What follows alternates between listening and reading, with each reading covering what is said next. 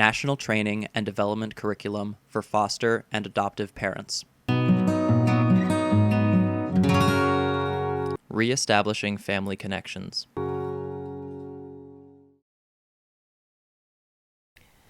Debbie Schugg, adoptive mother of 7 children from foster care. How old were the kids, and how was the relationship with their birth parents? When Vanessa and her brother and sister joined our family, they were 6, almost 7, 4, and 3. We didn't have a lot of contact with birth family. They were scheduled visits. They were in reunification. But for a variety of reasons, the birth parents typically did not show up at the visits. They had maybe 1 or 2 visits where we didn't get to actually interact with them, but we saw them from kind of across the room. Vanessa, adult adoptee adopted by the Schugg family. How did you feel when you first moved in with your family? When we moved in with, the Schugg family, with my mom and dad, there was a little bit of sense of comfort knowing that I had, my siblings with me, but I also felt really confused and lost at the same time, and I kind of felt blame, kind of guilty at the same time. Debbie, adoptive mother. How did you see your daughter's experiences play out? Vanessa carried a tremendous amount of guilt for caring for her younger siblings and having that level of responsibility, and feeling like, and correct me if I'm wrong, but feeling like maybe it was your fault that you ended up in foster care, because at that age, of course, you think that the world revolves around you. And so as a 6-year-old, Vanessa would have horrible, just debilitating migraines. So every 20 to 30 days, she'd get a migraine that lasted for 2 or 3 days, where she was just rocking, had to be in a dark room, was throwing up, had to miss school. And it was a tremendous amount for this little tiny, she was an itty bitty thing. I mean, she weighed 32 pounds or something at 6 years old. So she was a little tiny thing, and having just these tremendous migraines that went on for months and months. And then finally in therapy, they were able to pull in a member of the birth family to literally say, it wasn't your fault. It was the adults who were making the wrong choices. Poof. And she didn't have any migraines after that. They were gone. How did you feel about having contact with birth families? When Vanessa and her siblings first came to us, it was really our first experience with foster care. So we didn't know as much about birth families and the value of birth families to kids. And her family had a lot of gang involvement. There was a lot of domestic violence, a lot of criminality. And so it's interesting. It seemed to kind of play out intergenerationally. Like, my husband and I were concerned. My mom was worried. My grandparents were terrified. Like, there was this piece where I think we've had this kind of evolution where we have a much better understanding now of how people grow and change and how they care about the kids. So we were cautious, but we felt like it would be important to maintain contact. Vanessa, adult adoptee. What questions did you have about your birth family? I had a lot of questions, but I think I just didn't know really how to word it and how to have it come out. I know I was curious when I was a kid, why were we taken? Was it my fault? I had those questions as a kid, but as I got older, I got more curious about who they are. Do I have any siblings? How many cousins do I have? Where are my birth parents, my birth mom and dad? So I did, but I think the questions didn't really start to develop till I was probably, I want to say, in middle school. So I was starting to really ask these questions, what's the history like with them? How did contact first happen with your birth family? I was in high school, and I went to a friend's house, and I went and checked my MySpace, and I went and checked my messages, and there was a message from my birth mother's sister, who had contacted me with this long paragraph, just stating, I know your birth dad, I'm your birth mom's sister, I know your brother and sister. She named, their names and our ages and our birthdays. And, I was surprised. I was just like, I didn't really know what to say. I didn't respond back yet. Went home and actually talked to my mom about it and told her. Debbie, adoptive mother. You did. You sent me a text. Do you remember that? Yeah. He sent me a text, and the text said, "Mommy, I have great news." Right? So this aunt has found me. And at the moment I was like, oh boy, because we hadn't had any contact for 10 years at that point. We had sent pictures and letters to the county, to the social worker there, but the birth family had not left their most current address. So nothing really happened there. And so after 10 years, she sent this, and I thought, well, we must have done something right because she's telling me, which is really important, and she thinks that I'm going to be excited about it. I tried. It took a minute. And then, so the way that we had talked about the birth family had always been, we were very factual about what had happened and about the abuse and neglect and things like that, but also very compassionate and respectful about them as people.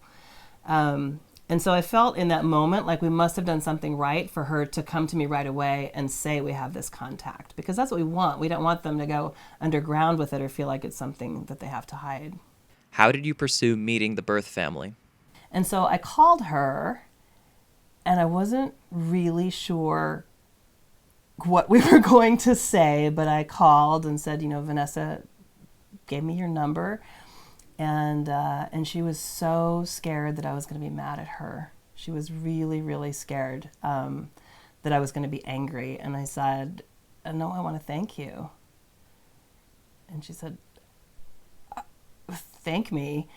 And I said, yeah, because of all the things that the kids remember, and a lot of them were really scary and really painful, the one thing that they remember that was positive was that you went and got them cereal.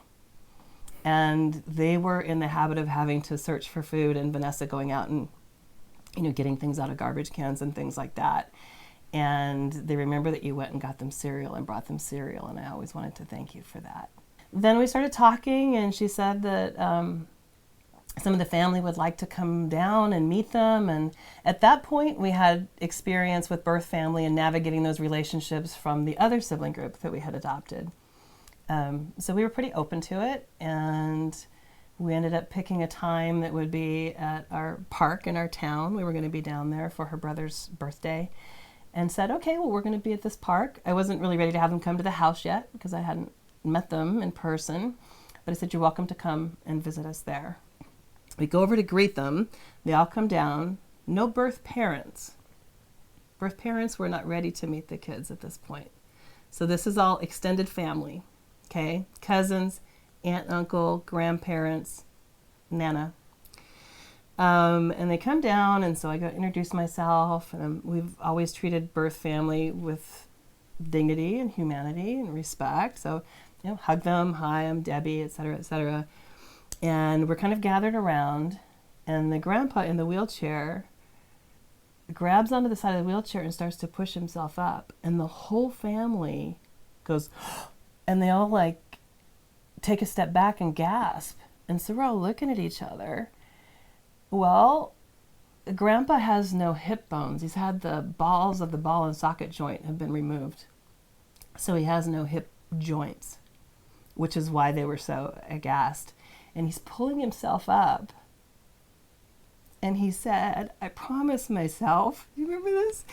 Yeah. That if we ever found them, I would stand to hug them. And I'm like, Grandpa! So Grandpa's crying, Grandma's crying, and Nana's crying, and I'm crying. And the aunties and uncles are crying. The cousins are all just running around. And that was my first real introduction to them in person. Vanessa, adult adoptee. I was really nervous. I remember shaking. I chills were just going crazy. My mind was going 100 miles per hour. But I think after all the hugs and saying hi, I had my cousins, and it was fun. They were fun. They were, we were all playing around. We're taking selfies, and getting on each other's backs, cracking jokes, talking about, do you remember this and this and this? And I'm just like, no, because my cousins were like, I was brushing your hair and I would braid it. And, I didn't remember that back. But after meeting, I was happy. I was thrilled. I had contact with my birth family again. I was able to kind of understand a little bit more. than, asking my mom questions, who had very solid, very clear answers, but be able to ask them questions and talk to them, it was nice. Debbie, adoptive mother.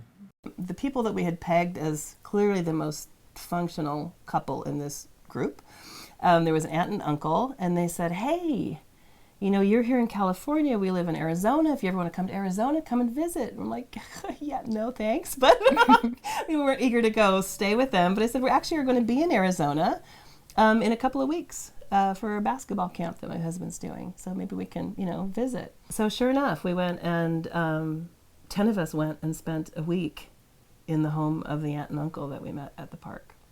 So while we're visiting in Arizona, the birth family has cousins coming over and visiting, and everybody's so excited. And I remember you when you were a baby. I changed your diapers, blah, blah. And really marveling about the similarities, just in terms of genetics, the mannerisms that were the same, the laughs that were the same, those kind of things. And the aunt and uncle had said, any questions that you all have, we'll be happy to answer. We'll answer them truthfully, etc. So we were enjoying the stay. I was spending a lot of time with them, and on about the third day, this one says, I have a question. And so her aunt's like, what is it, Mia? And she said, for the last 3 days, do you remember this? For the last 3 days, all of you have been loving us up and saying how much you miss us and how much you love us and how much you want to connect. Where the hell were you when we went into foster care? And I was like, ooh, what's going to happen with this, And the room went silent for a minute. I thought, that's a really good question. Because I, as her adoptive mom, I don't know. I don't have the answer for her. I need this aunt. So the aunt and uncle had 3 kids, one of whom has severe cerebral palsy, very spastic in a wheelchair, unable to speak, things like that. Very involved in the family, though. And her aunt said, your uncle had a history of substance abuse, like your parents, and we were afraid that if we stepped up for you, that they would take our kids away. And we thought that our daughter would die in foster care because no one would know how to meet her needs and take care of her. I was like, oh. And she's like, oh, well, that makes sense. And then on they went with their day. It was so powerful because if she had come to me with that question, I didn't have an answer for it. And it was only because we took the risk of forging this relationship that she was able to have that satisfied in a really tangible, relevant way and move on. For more information, visit ntdcportal.org.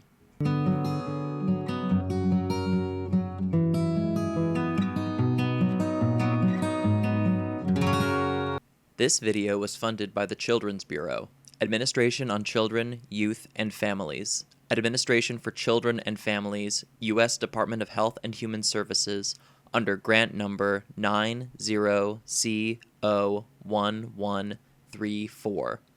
The contents of this video are solely the responsibility of the authors and do not necessarily represent the official views of the Children's Bureau.